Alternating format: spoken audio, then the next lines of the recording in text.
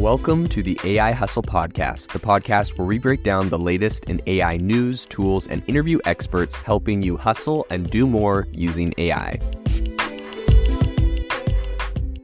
If you've been following the podcast for a while, you'll know that over the last 6 months, I've been working on a stealth AI startup. Of the hundreds of projects I've covered, this is the one that I believe has the greatest potential. So today I'm excited to announce AIBox. AIBox is a no-code AI app building platform paired with the App Store for AI that lets you monetize your AI tools. The platform lets you build apps by linking together AI models like ChatGPT, Midjourney, and ElevenLabs. Eventually will integrate with software like Gmail, Trello, and Salesforce, so you can use AI to automate every function in your organization. To get notified when we launch and be one of the first to build on the platform, you can join the waitlist at aibox.ai. The link is in the show notes. We are currently raising a seed round of funding. If you're an investor that is focused on disruptive tech, I'd love to tell you more about the platform. You can reach out to me at jaden@aibox.ai. I'll leave that email in the show notes. When ChatGPT first launched, all eyes were on China and what the big technology companies in China were going to do to respond to this. There was a lot of, talk from Alibaba Holding Group and from Baidu, who's kind of like the Google of China. From SenseTime Group, who is a facial recognition pioneer based out of Hong Kong. And it's kind of interesting because we've had a few months to gauge exactly what's happening. So on the podcast today, I'm going to be talking about what is happening in AI in China right now, what we're seeing from the last few months, how the government there is responding, how the big tech companies have been responding to the situation, and what we can look to see in the future. So let's break it down. The first thing I'd want to say is that the three main players, like I mentioned, are Alibaba, Baidu, and SenseTime. But also there's a couple other big companies, and that is ByteDance, who is the owner of TikTok and a lot of other Chinese technology companies. And so I think the biggest thing to know about all of this is that the Beijing government essentially recently just laid out draft regulations, you could say, which essentially gives AI developers a green light to develop AI technology, just so long as everything that they produce, the results from their large language models, are three things. Number one, truthful. Number two, accurate. And number three, objective. This is going to be a pretty big, difficult task, I would say, because even OpenAI is obviously having issues with all of those three things. And then you have to keep in mind that in China, this is a whole nother level of, what is truthful, obviously what the government would deem as truthful, what is accurate, what the government deems as accurate, and what is objective, which is obviously going to be, it's going to be a bit of a tricky thing. So definitely these large technology companies in China have a few different things going against them. Number one being the government, its regulation, and trying to dance around that situation. I mean, I think that they're probably already, they're all happy that they have the green light to go and develop this, but they definitely have stipulations that I believe are going to hold them back and make their technology not very relevant outside of China. But because the Chinese government has banned technology like Google Bard and ChatGPT, OpenAI, and all of the American AI companies, they do have time and space to kind of keep up. So it is interesting because the stock prices of these companies, initially, I believe that Baidu had one called ErnieBot. So Baidu is like the Google competitor, and it really underwhelmed the markets. It wasn't a super great bot, and so their company shares have been down 6% since March. And you can contrast that to Google, who had their big AI day yesterday, and their stock is up over $150 billion. Since debuting AI Day and showing all of the new advancements in AI. Obviously, an area that in America is largely completely unregulated, so they can integrate and create these tools at whatever speed they want. And I mean, that being said, I do believe there's a lot of self-regulation. Google is a company that is obviously focused on its profits. It's not going to release something that's going to damage its brand.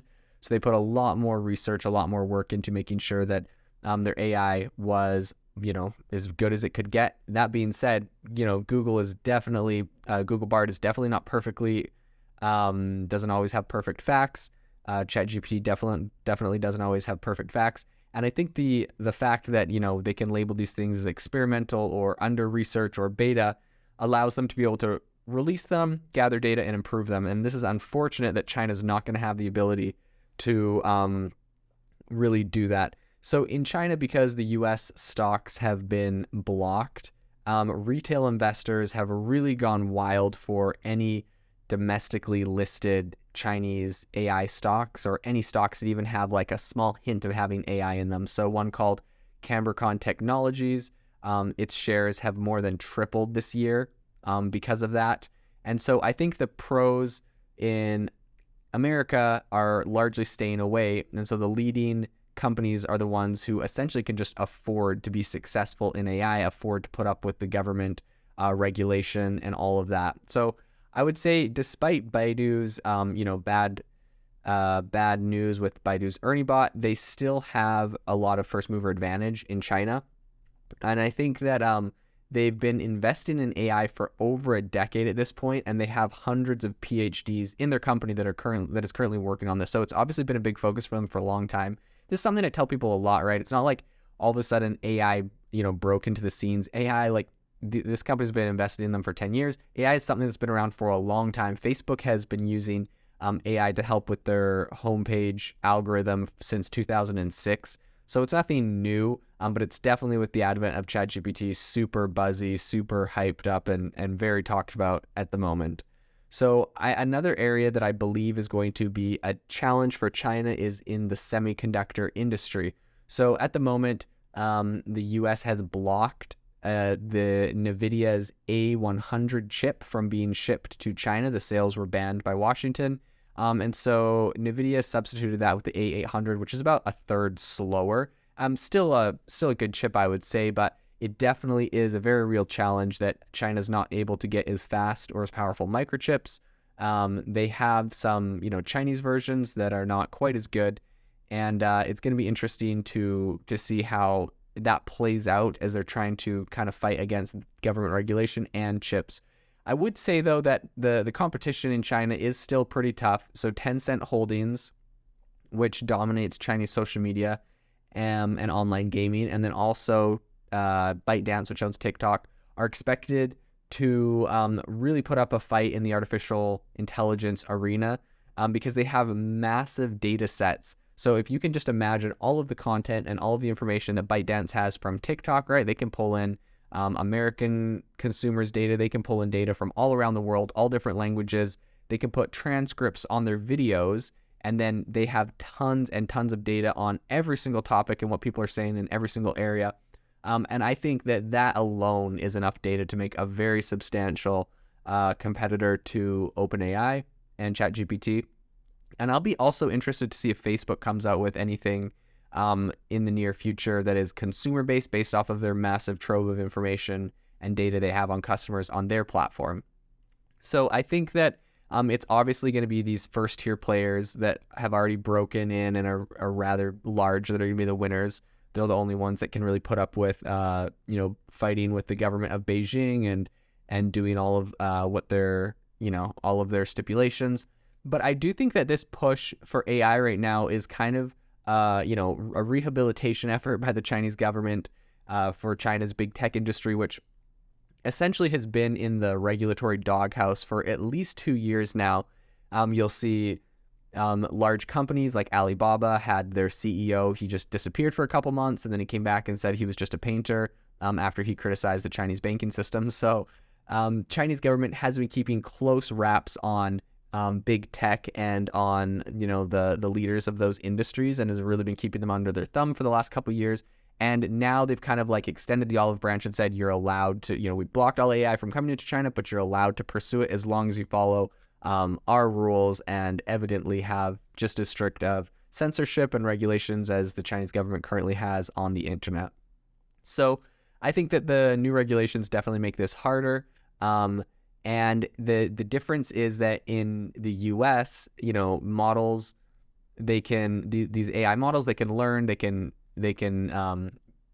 be released. People can argue one way or another over how the best way to train them or to fine tune them or to get them to be more accurate, and if we need to make them more accurate, right? There's a whole debate going on. But in China, that's not going to be the model. The model is going to be strong regulation, and the companies are going to be liable if their chatbots produce answers that officials consider wrong. So this definitely is going to slow down the releases. They're going to have to really, really carefully test their products.